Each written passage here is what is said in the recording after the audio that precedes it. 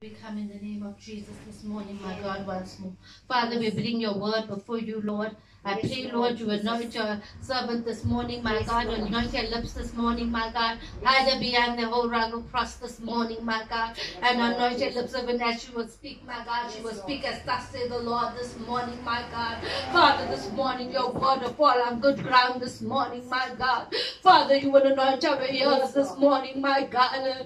Oh, my God, even as she will speak, my God, we'll hear what the Spirit wants to say unto us this morning, my God.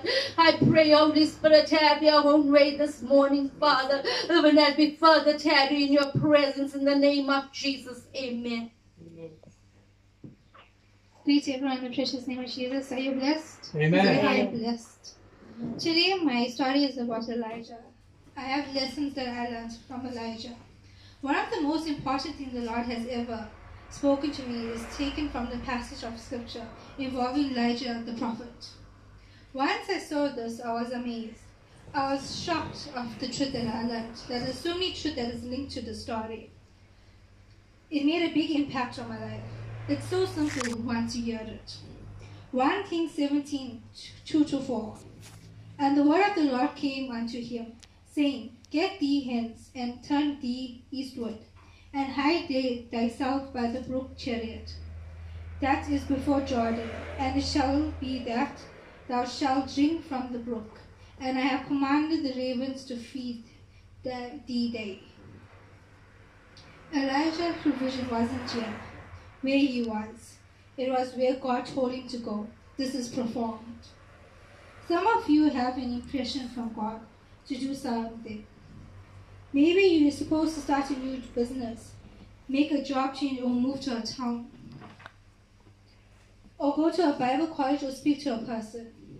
You want to do it, but you're holding back because the provision isn't there yet.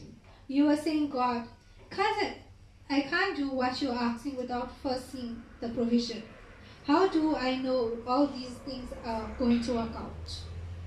How do I know these things are going to work out? This principle is in 1 Kings that applies directly to your situation. God is sending the provision for you. It needs not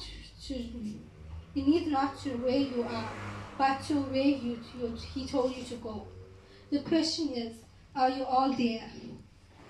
Some of you ain't experiencing supernatural provision because you ain't there. There is a place called there for you. In verse 4, God said, I have commanded the ravens, meaning that He had already spoken to those ravens, and they were on their way to Elijah, where Elijah was supposed to go. 1 Kings 17, 5 verse 6. So Elijah went and did according unto the word of God the Lord. For he went and delivered by the brook Chariot that is before Jordan. In other words, if Elijah had stayed where he was, he could have prayed and fasted, saying, God, why haven't you supplied my needs? But he wouldn't have seen God's provision if he had not gone where God has instructed him to go. Amen. One of the reasons we ain't seeing God's greatest provision from God financially, emotionally, in our circumstances is because we ain't doing what God has told us to do. We have got the word of God that we haven't acted on as yet. We are in some way other than where He has told us to be. Now in this important point of grace of God, I am sure you heard my dad and plenty of other pastors speaking on the grace of God. You hear them speaking about how God's grace is how He provides things, and that is not based on our obedience or holiness. God loves us, but it doesn't mean we must not be abide on Him. It's important that we be obedient to Him. I believe God has a plan in our lives. He has chosen us from our mother's womb. He has adorned us as mighty men, women and men of God. Amen. He has called us forth to help God's people, Amen. to minister His word to the lost souls out there, Yes. to bring them to church. Thank you, Jesus. In the word of God, I believe He has great things planned for us. But if Elijah didn't step out and do what God has told him to do, God would still have provided, but he would have missed out on it. He would have had to go there. I don't believe God just makes things come to pass. It takes cooperation in our part. This message isn't intended to hurt or condemn anyone, because I know some of us are thinking, maybe why things are not working out in our life. We ask ourselves, are we doing the right things? Are we even listening to God?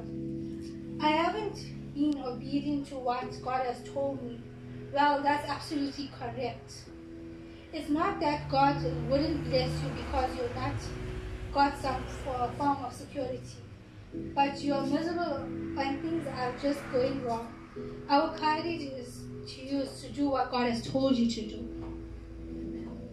Let's look at 1 Kings 17 verse 6. And the ravens brought the bread and flesh in the morning, and the bread and flesh in the evening, and drank from the brook. As I mentioned before, I believe that since God had already commanded the ravens, if Elijah hadn't obeyed God and would still have been faithful to send the provision where he had told him to go, I believe these ravens would have still brought the bread and meat every morning, every evening, but it all would have just been piled up beside the brook and had gone to waste. If Elijah had started that, even though God had faithfully provided in his needs. In other words, if Elijah didn't listen to God, the provision would have still been provided by the brook. But if Elijah didn't listen to God and go over there, he wouldn't have known. That's why he had faith, he went. Here's something else to consider. How did Elijah know which spot along the brook chariot to go? If the brook was 10 miles long and he could hear 5 or 10 miles away from where the raven were bringing the food, the raven could fly faster than Elijah could walk or run. I'm concerned that one of the ways he knew he was the right spot was because the ravens was already there with the bread and the meat. Amen. When Elijah saw the provision God had promised, that was one of the signs that he was in the right place. Yes. Hallelujah. The same will be true of you when you step out. You have to take a step of faith with no guarantees that things are going to work. And when you will start seeing the provision of the Lord, it will be confirmation that you're going in the right spot because the ravens were already there. Amen. With the bread and the meat. When Elijah saw the provision God has promised, that was one of the signs that he was in the right place. This is how it works in my life. I haven't seen God's provision accidentally. I have applied that what 1 Kings 17 is talking about and taken the steps of faith to get where I am. I'm going to take steps of faith. All I have to do is to get started, taking the step of faith. That's what we need to do. We take the step of faith. We don't need to see the provision. We need to believe first. When we take that step of faith, we'll see the miracles and everything that will start happening. There's no use that we're standing here and we say, you know, God, what's going on? Why is not anything happening? When we don't believe it's going to happen. We don't need to see it. We just need to believe in our hearts. Seeing is not believing. Believing is seeing. All I have to do is take a step and start taking a step of faith. There's a place called there for you. It's not necessarily a location. You may not have to change where you live. It could be just an attitude of change or decision you need to make. But when you take a faith and step, following in God, what God tells you to do, there's a supernatural flow of provision. Not only for finance and also for peace and joy, blessing, anointing, influence and power and authority that you can duplicate with your human effort. All the kinds of things following obeying the word of the Lord. You can look at the life of Elijah. He was a nobody before the word of the Lord, of the word of God had activated. But then after that, stepping out into faith, he became a dominant figure in the nation. Yes. He was blessed. Miracles began to happen. A person was raised from the dead. Yes. And revival broke out. You got to find a place called there, and there get there. It's improvement that I tell you, I could change your life if you want to act on it. Want to take a step of faith and you act on what God has instructed you to do, everything will fall into place. So we as the church, we need to have faith. We also need to believe that people are God's innocent people over here. Amen. Yes. We need to act on it. Let's see. We need to believe it. We need to go out there. That's how I also built what Matt said. It's true. We need to start going outside and having church. Yes. That's how we act on our faith. Yes. By doing that, that's how we act. So God can see that we have faith. Yes. And that's how we act. And see Elijah, he acted on his faith. He went there. We could have stayed back and fasted and prayed over there. He could have stayed and then said, God, why can't you provide over there? Why, my God? But he took that step faith. And when he went there, he saw what God promised him. The ravens provided over there. There was water. Everything was there for you. That's what we need to do. We need to act on what our life is based on. We need to act on our faith. Amen. Thank you. Amen. Let's do a round of applause. Beautiful. Thank you. Thank you. Amen. Such a beautiful word. Such an inspiring words. We thank God for the Holy Spirit. Amen. Amen. What I've learned, church, is geographically, God has put us to be in a certain place. Amen. Amen. If we are not in that place that God has called us, we will look silly, we will look foolish. Like, for example, a fish, when you take it out of the water, it looks silly, it looks foolish, because its environment is water. Now, the birds is in the air. What I'm trying to say is that when geographically you are in that place that God called you, the genius that is in you starts to emerge. And here's Elijah. He could have, as my daughter said, he could have fasted, he could have prayed. But the Spirit of God told him, go to that brook. Now, the only thing we know about Elijah, the Bible says he was a Tishbite. There's nothing else that we knew about Elijah. And here's a man of God, a prophet of God. This comes into Israel while they're serving foreign gods, while they're serving Baals with 400 false prophets, 450 false prophets with Jezebel. Here's a man just comes and says, there'll be no rain until I say so. Now, what kind of a faith does this man have? Amen. God has given us the gift of faith. The gift of faith is one of the gifts of the Holy Spirit. Amen. Amen. God can give us the gift of faith when we can call those things that are not as though they are. Amen. Yes. We can create, because the creative miracle, someone once told me, the miracle is in your mouth. Your tongue, your mouth, your tongue is an invisible hand that pulls from the invisible into the visible. And here's Elijah. There's the ravens. Now, what kind of a bird is a raven? Sometimes God will bless you with people you might not even like. People that you look down upon. People that you have no interest in. God will start to raise them up to come and bless you, because it is the work of God. The gospel is free, but it has a cost to get to where we need to go. Amen. There's a cost behind it. Amen. But God already met the cost. We have to be geographically in that place that God has called us to be.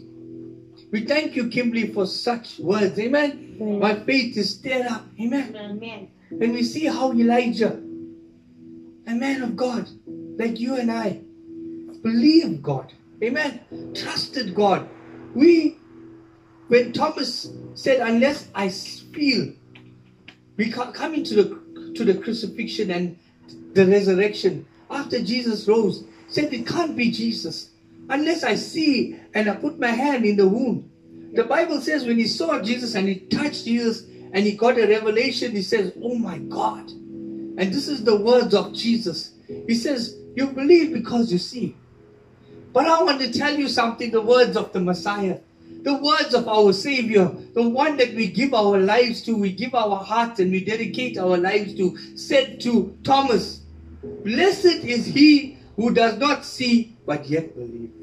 Amen. We never see Jesus, but we believe we're going to see him one day. Amen. We're going to be with him. Amen. Amen. And part of my message next week, If you remember Matthew 17, when Jesus started to pray, when his clothes started to radiate, the Bible says that he took Peter, James, and John. And when he took Peter, James, and John, here was Elijah. Here was the same man that my daughter is talking about. Here's Elijah alive. And here's Moses alive. How did the disciples know that was Moses and Elijah? Will we not know each another when we go to heaven, beloved? Will we not recognize each another? The mysteries of God, amen? Amen. We need to make it to heaven, amen? Amen. And don't be selfish. Take someone with you. Amen. Don't keep it to yourself. Go tell it on a mountain. Tell it on a rooftop. Tell it whenever you have an opportunity to your friends at work. Wherever you go, tell someone about Jesus. Tell someone about the man of Galilee. Tell someone that his blood can wash you. Tell him that he can change you, that he can cleanse you. He can make your life different. Amen. Amen. Thank you, Kimberly, for such a powerful word. Let us bow in prayer. Amen. Thank you, Lord Jesus, for Kimberly, Lord. She blessed us, and we could see when she was reading a word, Lord, she spent a lot of hours, a lot of time with you, Lord. Realize, Father, that we may know things with head knowledge, but only with prayer, Lord, does the impossible become possible. Thank you, Jesus. Amen.